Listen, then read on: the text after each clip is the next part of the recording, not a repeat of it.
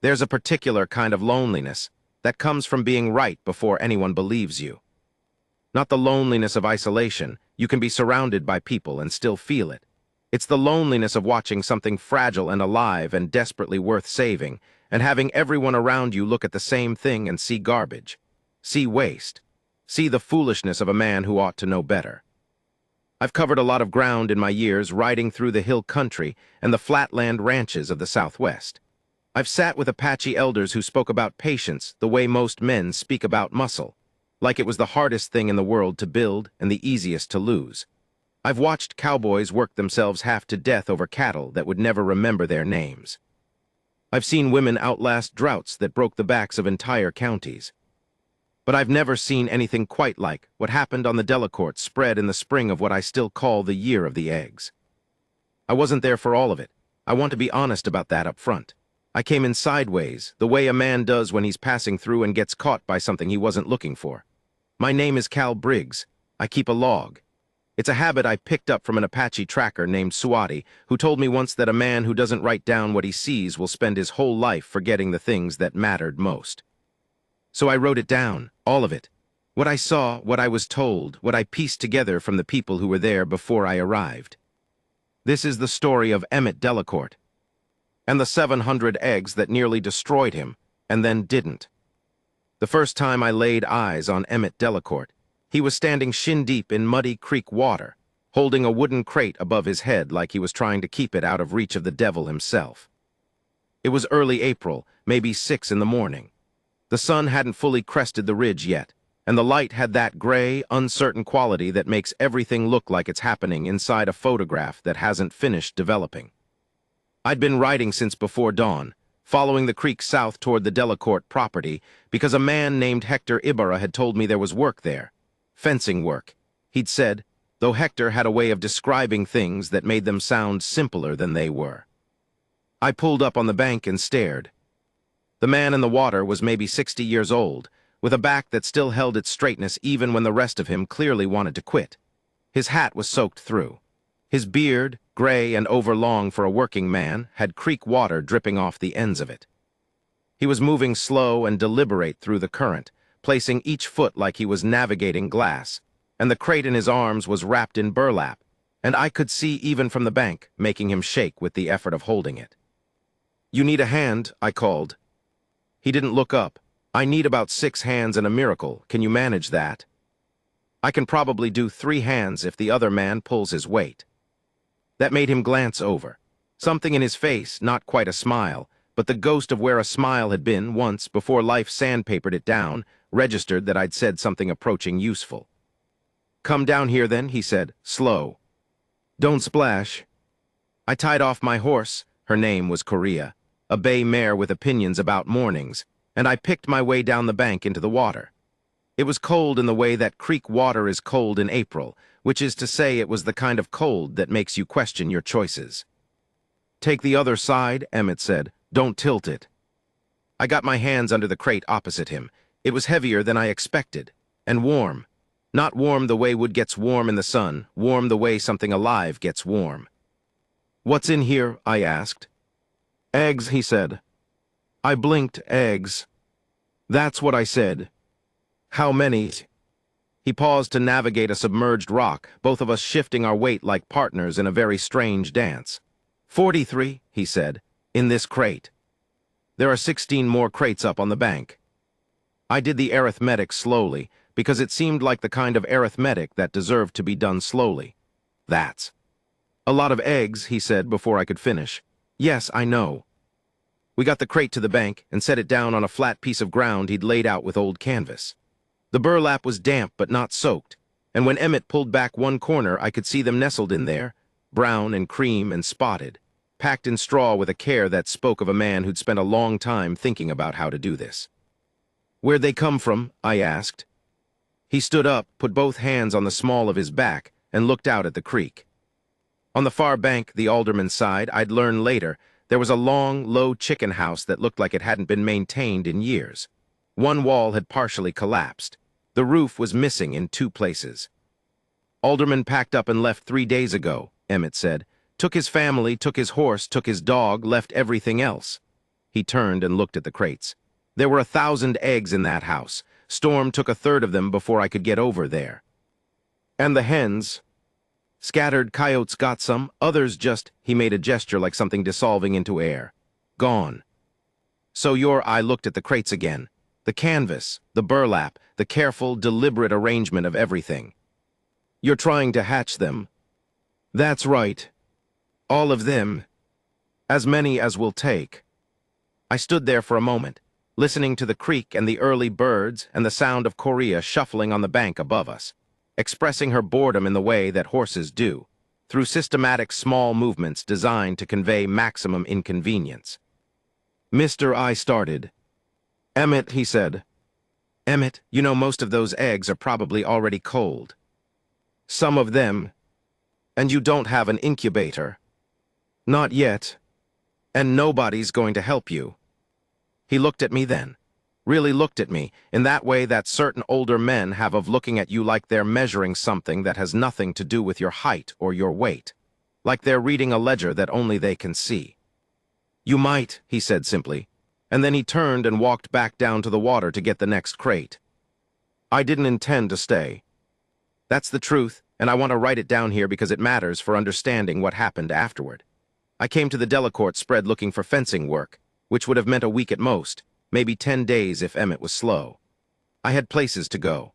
I had a loose arrangement to meet up with a friend in Tucson, a former Army scout named Beaumont who owed me money and would continue to owe me money until I showed up to collect it in person. I had things to do that had nothing to do with eggs. But I helped Emmett carry the crates, and then I helped him figure out where to put them. The main barn was out, too drafty, too dark, temperatures too variable. The small tool shed was better, but too small. In the end, we wound up in the house itself, in the 2 rooms Emmett wasn't using since his wife, Clara, had passed the previous winter. He'd kept her sewing room and the bedroom she'd used for her sister's visits closed since December. He opened them now with the particular silence of a man who has been avoiding a thing and has finally run out of reasons to keep avoiding it. The room smelled like cedar and something floral I couldn't name. Emmett stood in the doorway of the sewing room for a long moment. He didn't say anything. His hand was on the doorframe and his knuckles were white around it, just briefly. And then he breathed out and his hand relaxed, and he walked in and started talking about where to place the heat lamps. I noted that in my log that night, not the white knuckles that felt private, too intimate to record. But I wrote, he knows exactly what he's giving up to do this. He's doing it anyway. Not sure yet if that's courage or stubbornness, maybe the same thing. We set up the heat lamps on the 2nd day. I rode into the nearest town, a place called Sereno, 14 miles east, which had a hardware store run by a man named Prout, and Emmett gave me a list of what he needed. Prout looked at the list, then looked at me. This for the egg business, he said. What egg business? Heard Emmett Delacourt's over there playing hen with a bunch of abandoned eggs. Prout didn't say it meanly, exactly. But he said it in the way that men in small towns say things that aren't mean, with a tone that communicates that the speaker has already weighed the situation and found it wanting. He know most of those won't hatch. He knows, I said. He know he's gonna smell like a poultry operation for the next 3 weeks. Probably. Prout gathered the supplies. At the end, he paused and added a box of cheesecloth that Emmett hadn't asked for. For turning the eggs, he said when I looked at the addition. Wrap your hands, keeps the oils off the shells. Don't tell Emmett I know things about this. So there was that. Word travels the way it does in rural places. Not fast, exactly, but persistently, the way water finds every crack. By the end of the 1st week, Emmett Delacourt and his eggs were a topic. I heard some of it firsthand. I was at the Sereno feed store when 2 men came in talking about it with the particular amusement that men get when they're enjoying someone else's embarrassment. 700 eggs, one of them said. Man's lost his mind. Lost it when Clara died, the other said, not unkindly but not kindly either. Needs something to fuss over. 700 somethings. They both laughed, not cruel, not vicious, but dismissive. The way you laugh at something that isn't your problem, the way you laugh at a thing you've already decided is going to fail. I bought my feed, and I left without saying anything, which I want to note was an act of considerable personal restraint. Back at the spread, Emmett was doing what he did every morning and every evening. Checking the temperature in each room, he'd fashioned a system of thermometers from parts I still don't entirely understand. Turning the eggs by hand in the methodical rotation he'd worked out on paper, checking for condensation, adjusting the lamps, recording everything in a notebook he kept on a stool beside the door. The turning, God, the turning. Every egg had to be rotated multiple times a day. At the angles Emmett had calculated from a poultry almanac he'd owned since the 1940s, which was so worn that some of the pages were held together by hope and habit. He'd marked each egg with a small pencil X so he could track which way it faced. 700 eggs, turned by hand, multiple times daily, in 2 rooms that were kept at a specific warmth that made the whole house feel like the inside of a bread oven. I turned eggs. I want to be honest about that, too. I stayed and I turned eggs, and I wrote in my log about turning eggs, and occasionally I questioned my life choices. "You don't have to do this," Emmett said on the 4th morning, which I think was his way of acknowledging that I was still there and hadn't asked for money. "I know," I said. "You can go any time." "I know that, too." He was quiet for a while. We were in Clara's sewing room, and the light came through the single window in long bars, and the eggs lay in their straw beds like something from a painting by a man who'd had too much time to think. "She would have liked this," Emmett said finally. "Not to me exactly, to the room." I kept my mouth shut and turned an egg. On the 9th day, his neighbor Gus Harmon came by.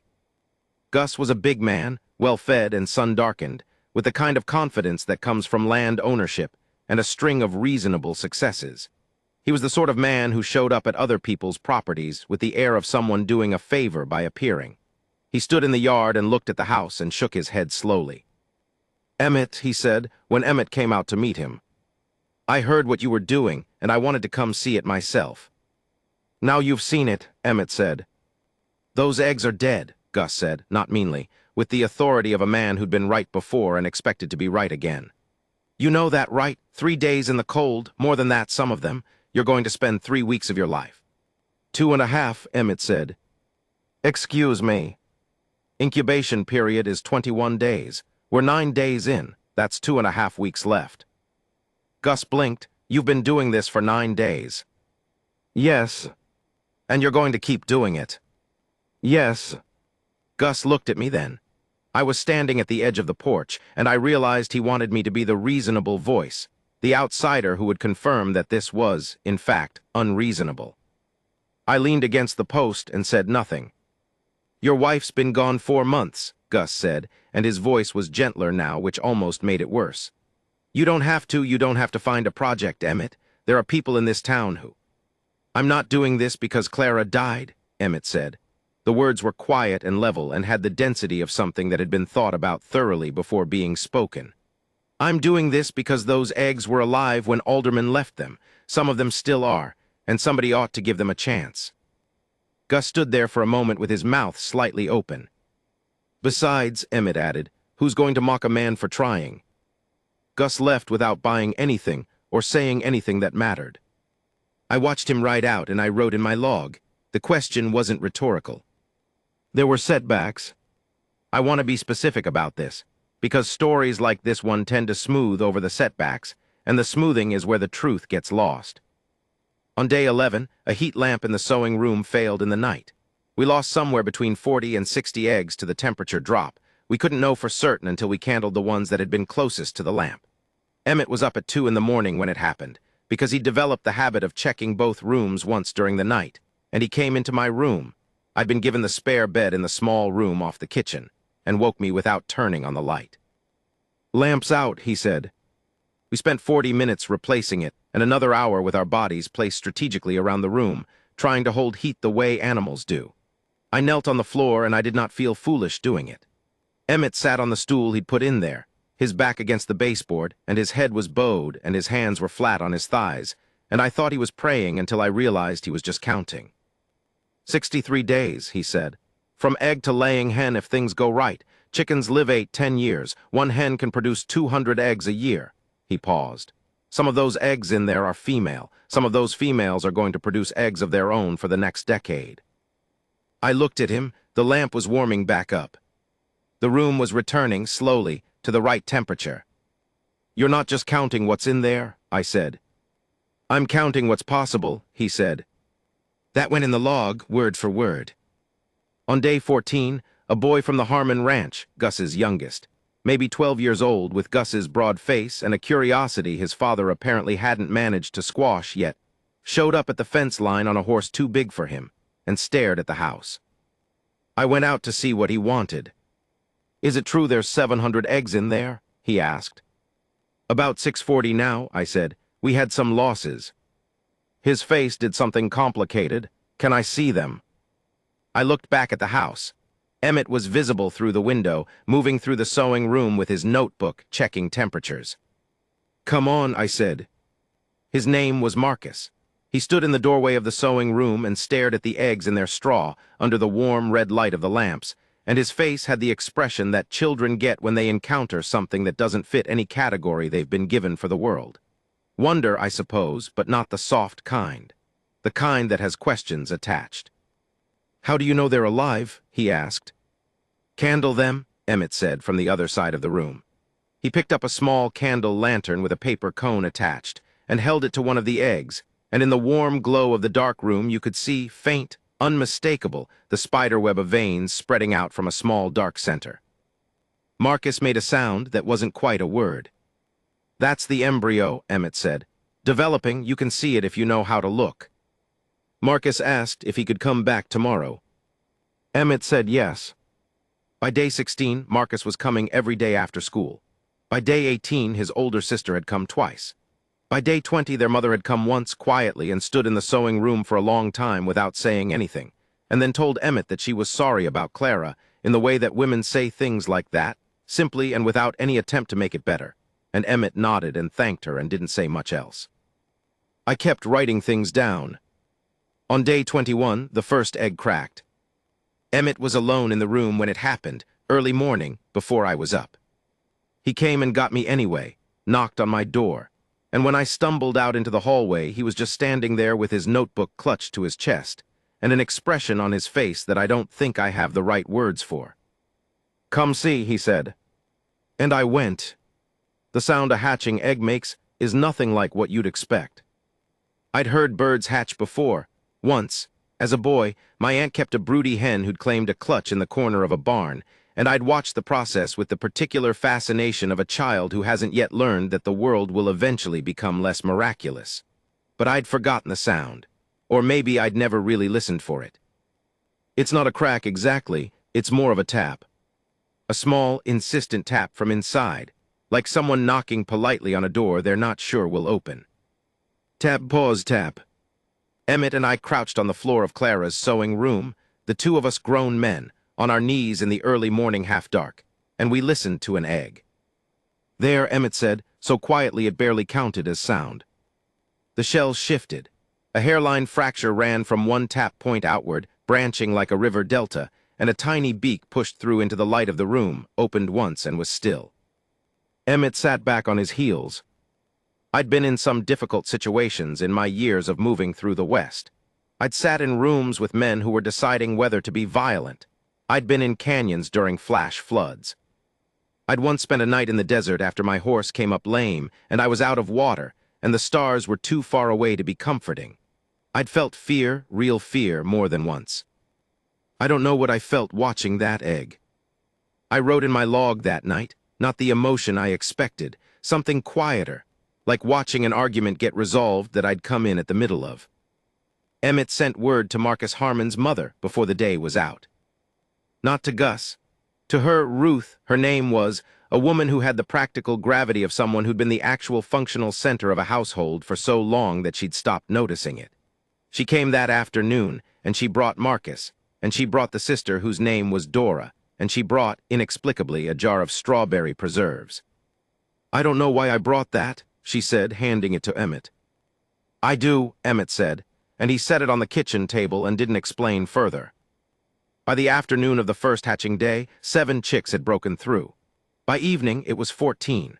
They were wet and strange-looking at first, that phase where they look like something has gone wrong, and then they dried under the lamps and became small and yellow and possessed of opinions. Marcus sat cross-legged on the floor beside the nearest tray, and watched with an intensity that made me think of the Apache trackers I'd known. The way they looked at the ground, like everything visible was also telling you something that wasn't visible, and the skill was in learning to hear both at once. "Why'd Mr. Alderman leave them?" Marcus asked. "Emmett was in the other room and didn't hear," I answered. "Don't know for certain," I said. "Sometimes people run out of road. They go as far as they can and then they just stop, and whatever they were carrying when they stopped gets left behind." "That's sad." "It is," I agreed. "But then Mr. Emmett picked it up," Marcus said. I looked at the boy. He wasn't being philosophical about it. He was just stating what he'd observed, the way children do before they learn to be embarrassed by their own clarity. "Yeah," I said, "he did. Not all of the eggs hatched. I want to say that clearly and not quickly, because Emmett's story is not the story of a man who succeeded at everything he tried. On the final count, over the course of those 3 days of hatching, 412 chicks emerged alive. Of the 640 eggs that had survived to the final stage, roughly 35% did not hatch. Some had never developed. Some had developed and stopped. Some hatched but didn't survive the first hours. Emmett handled each one of those personally. That's the part that doesn't make it into the versions of this story that people tell in town later, when it becomes the kind of story that people tell. Nobody talks about the eggs that didn't make it, because loss is uncomfortable, and we are a culture that prefers our stories to curve upward. But I was there, and I watched Emmett pick up each unhatched egg with care and remove it from the room with the same deliberateness he'd used to bring them in from the creek. And I watched his face each time, and his face was not defeated exactly, but present. He was present with each loss in a way that most people aren't, because most people protect themselves from that kind of presence. He didn't write anything down, he just did it. I found him in the yard one evening, sitting on the fence rail, looking at nothing in particular. The sounds from the house were extraordinary. 412 chicks make a noise that is somewhere between chaos and symphony. A constant, layered, living noise that fills every room and seeps through the walls. "You're thinking about the ones that didn't," I said. He didn't confirm or deny it. He said, "A man named Swati ever come through your life?" I looked at him. Apache tracker, older man, rode through the territories in the 60s, 70s. "He was here," Emmett said. 18 years ago. Spent 3 weeks on the spread when Clara was sick the first time, not the last time, the first time. She had a fever and we didn't know what it was, and Swati came through and he had some knowledge of plants, some remedy. He stayed while she recovered." He paused. "One night he told me that the Apache word for patience and the Apache word for grief are the same word, not the same sound, the same word. Because they understood that grief is just patience applied to loss. You wait for it to become something else. I had known Swati. I thought about saying so, and then I thought that the moment didn't need that particular addition." "And has it," I said instead, "become something else?" Emmett listened to the noise coming from the house. 412 live things, all of them making sound. "Ask me in 60 days, he said. Ruth Harmon was the one who spread the word that the eggs had hatched. She didn't do it as an announcement. She wasn't that kind of woman. She did it the way people spread word of things that matter, which is by mentioning it to one person, and then mentioning it to one more person. And eventually the information moves through a community the way weather moves, touching everything. 3 days after the first hatch, people started showing up. Not Gus Harmon, not yet, but others. A family from 2 properties east with children who'd never seen a newly hatched chick.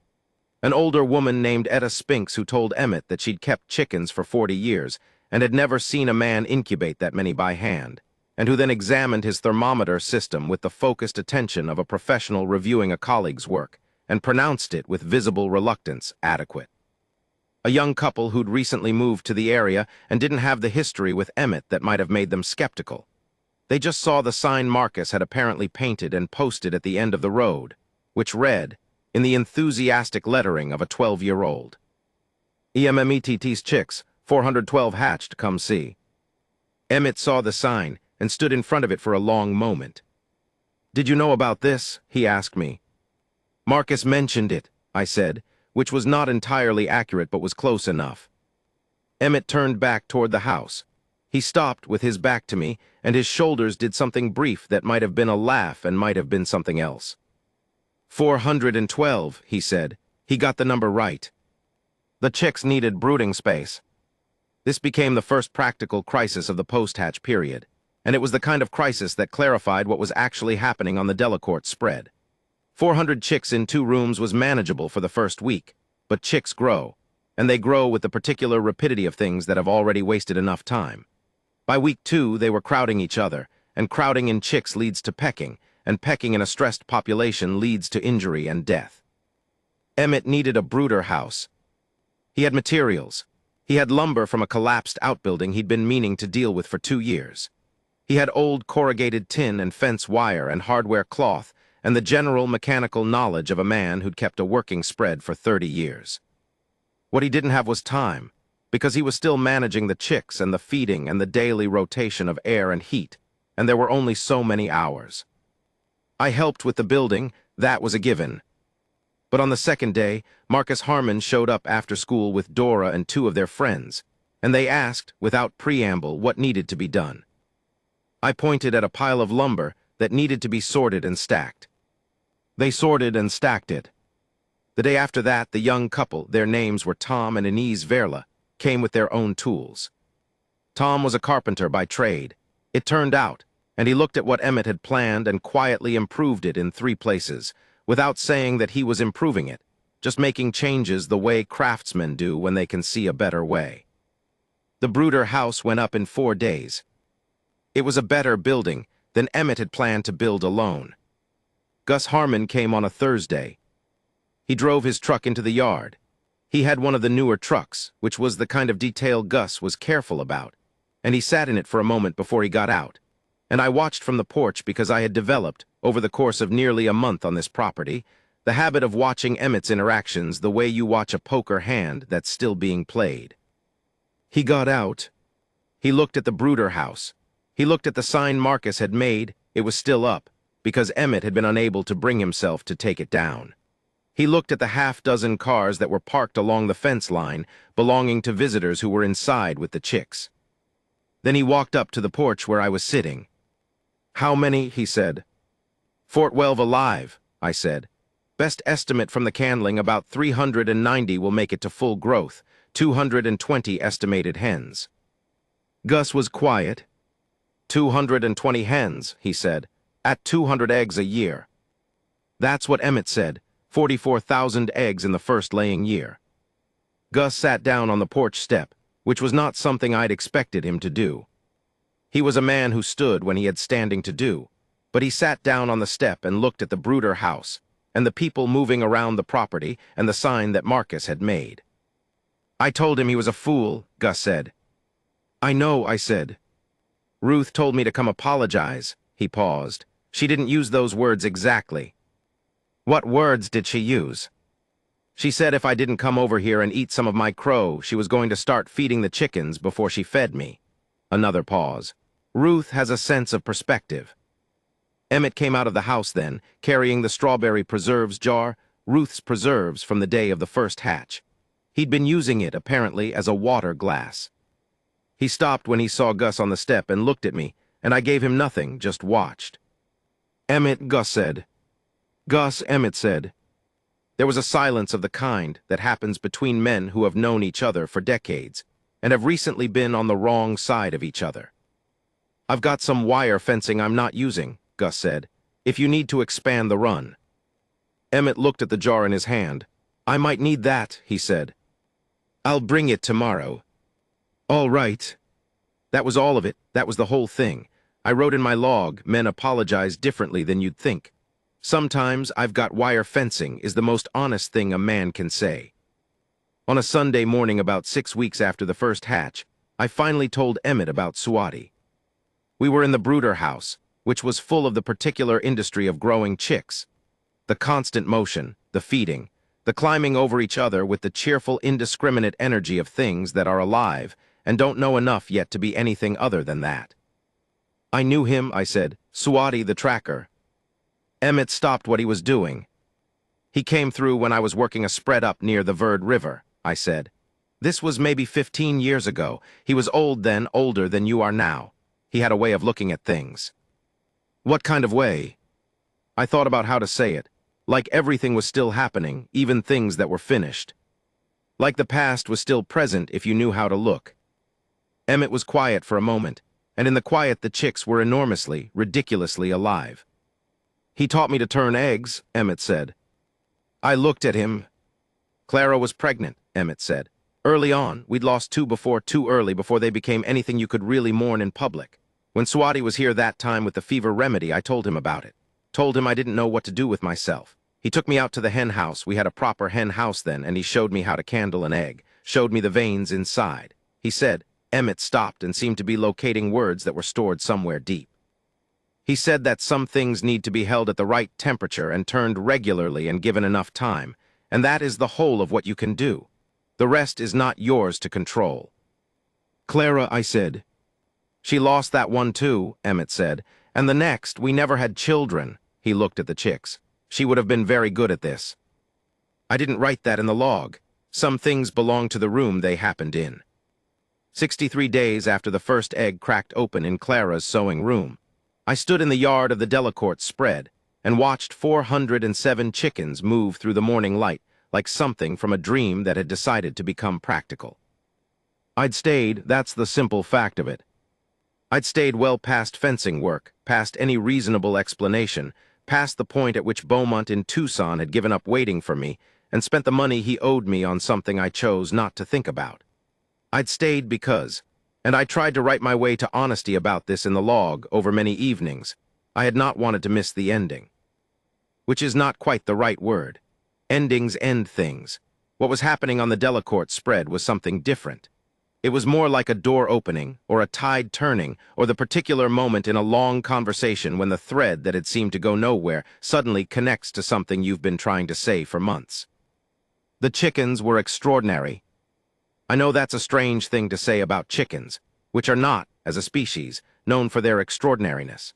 But these specific chickens, these 407 survivors of abandonment and cold, and a man's stubborn refusal to accept that loss was inevitable, moved through that yard with the authority of things that had already beaten the odds once and saw no reason to be intimidated by what came next. I was keeping account. It was the kind of thing I did. 407 on the day I want to tell you about, which was late June, and the morning light was the particular gold of that season and that latitude, and the air smelled of hay and fresh water and the animal warmth of a lot of living things going about their business. Emmett was at the fence line, watching them. The town, Sereno, and the wider community of spreads and homesteads around it had come around in the way that communities come around to things they initially mocked. Not with apology, exactly, but with appetite. With the pragmatic recalibration of people who have seen that something they thought would fail has not failed, and who are now interested in whether they can benefit from its success. There were orders for laying hens, a dozen by the time the flock reached productive age, and then 24 more when word spread about the quality of the eggs. Etta Spinks, the woman who'd pronounced Emmett's thermometer setup adequate, had quietly placed an order for 24 hens of a specific type, delivered this in writing on a card with her full name and address, and paid a deposit without being asked. Tom and Inez Verla had built the first expansion to the brooder house, and were talking about helping build a second one, which Emmett hadn't asked for but was not refusing. Marcus Harmon had been given, by Emmett, 3 hens of his own, which he was keeping in a small pen he'd built behind the Harmon house, and which Gus Harmon was pretending not to be proud of but definitely was. Gus's wire fencing was everywhere. He'd brought more than promised, as a man who's been wrong sometimes does, compensating in material goods for what he hadn't offered in the beginning. And Ruth Harmon had started a second jar of strawberry preserves that she'd left on Emmett's kitchen table with a card that said only, "For the water glass." I'd seen Emmett hold that card for a long time, standing in the kitchen. He hadn't done anything with it. He'd just held it, and then he'd set it on the windowsill where the morning light came in. On the day I want to tell you about, the day I'm working toward, a man came to the spread that neither Emmett nor I had seen coming. His name was Alderman. Not the man who'd left. That Alderman had gone to New Mexico, we'd heard, and had not come back. This was his brother, Clement, who was maybe 10 years younger and had a different face, but the same way of holding his shoulders, slightly forward, like he was always just arriving at a conclusion he wasn't sure about. He drove up in a truck with New Mexico plates, which told me he'd come from his brother, and he got out and looked at the brooder house and the yard full of chickens and the sign that Marcus had made and then repainted in better letters because the original had been crooked. "This is the Delacourt place," he said. "It is," I said. "These are my brother's chickens." "Were," I said, "your brother left them." Clement Alderman looked at me with the expression of a man who has driven a long distance and arrived at something more complicated than he expected. "I'm not here to argue about it," he said. "I'm here because my brother sent me." Emmett had come out of the house by then, and he stood on the porch and looked at Clement Alderman with a face that gave away nothing, which was the particular skilled blankness of a man who had been in enough difficult conversations to know that the first face you show isn't always the best one. "He wanted to know," Clement said, "if any of them made it." There was a pause. 407, Emmett said. Clement's face shifted. Something moved across it that was private and not mine to describe in full. I'll just say it was the look of a man receiving information that he'd expected to hurt and didn't expect to also somehow relieve. "He left in a bad way," Clement said. "I don't know if you know that." "I don't know the details," Emmett said. "Don't need to." "He knew he was leaving those eggs. He knew most of them would die." He said. Clement stopped and looked at the yard, at the moving, living, constantly in motion population of birds that had filled it. He said it was the thing he felt worst about. Emmett came down off the porch. He walked across the yard to the fence and looked at his chickens the way I'd seen him look at them every day, not with the calculating gaze of a man accounting livestock, but with something more private than that. More like the look you give something you weren't sure you'd get to keep. "Tell him," Emmett said, "that 407 made it." "That's it," Clement said. Emmett turned around. "What else is there?" Clement looked at the yard. He looked at the sign. He looked at the people, because there were people, Dora Harmon and Tom Verla and Etta Spinks, and two other folks I hadn't learned the names of who were moving through the property with the easy familiarity of people who have been somewhere enough times that it stopped being someone else's place, and started being a place they belonged to in some partial but real way. "He'll want to know you're not angry," Clement said. "I'm not angry," Emmett said. "Tell him they're good birds. He picked good birds." I spent that evening on the porch. Emmett had gone in early, which was unusual. He was typically the last one to settle, moving through the property in his final check pattern long past when the light was good for it. But he'd gone in around 8, and I'd sat out alone with my log and my thoughts, and the sound of 407 chickens doing whatever chickens do in the evening, which is to say complaining at each other in a low, constant, strangely companionable murmur.